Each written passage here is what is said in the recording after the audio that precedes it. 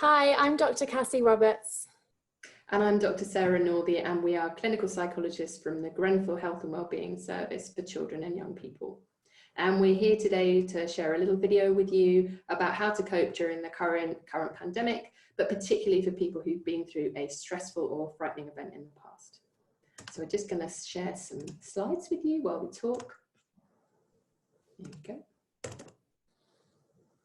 So during this current crisis, we want you to know that it's really normal to experience lots of difficult thoughts and feelings.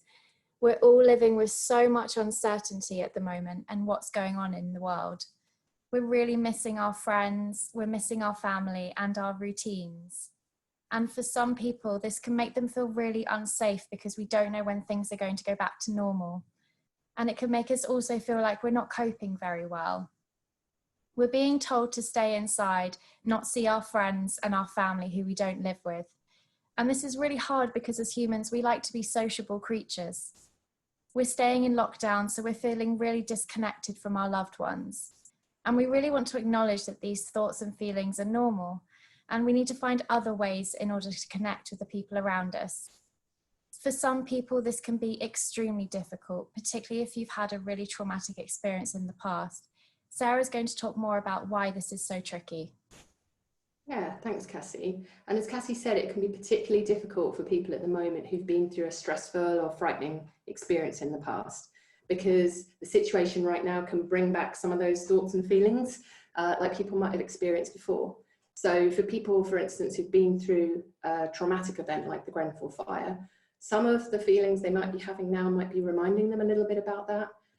For instance, worries about whether or not they're safe, or worries about their loved ones as well. And that can be really hard because people can feel like they've been pulled back into thinking about something that happened before that maybe they felt like they were just starting to cope with before coronavirus came along.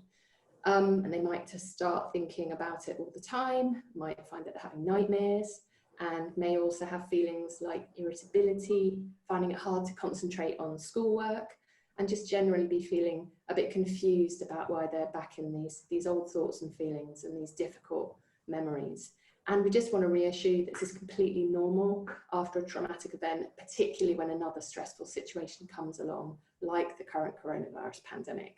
But the good news is that there's lots of things that you can do to help yourself feel better, and lots of support available too. So Cassie's going to talk to you a bit about the kind of things that might help at the moment. Thanks, Sarah. So we'd like to give you guys some ideas of how to stay connected, feel safe and able to cope during these really difficult times. And most importantly, we want you guys to focus on the things that you can control.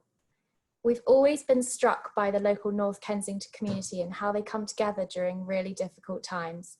Each month, to mark the anniversary of Grenfell, the community gets together to do a silent march around the area. Although this is no longer happening outside, people can still access the walk through virtual platforms, and you can find this on Instagram and YouTube. Other examples of connecting with people are cooking meals together, eating at the same time as your family and friends each day, maybe even making a phone call and having lunch with a friend whilst you're on the phone together. You can also do mindfulness, meditation, or yoga. And there are so many videos online on Instagram and YouTube to show you how to do this. And even 5 minutes a day can make you feel more grounded and ready to face the day. We know that people are playing games together, they're making quizzes with their friends and families, and they're doing puzzles. And these are all great ways of staying connected. Perhaps you like to make music or make up stories and share them online. Even the smallest idea can make you feel better each day. And we also know that it's really important to take time away from the news, particularly as there's so much going on and it can make us feel even more anxious and worried.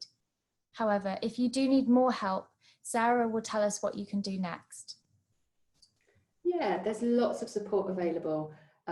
You can go to your GP, there's lots of support available from various services, and we are here if you want to speak to somebody at our service.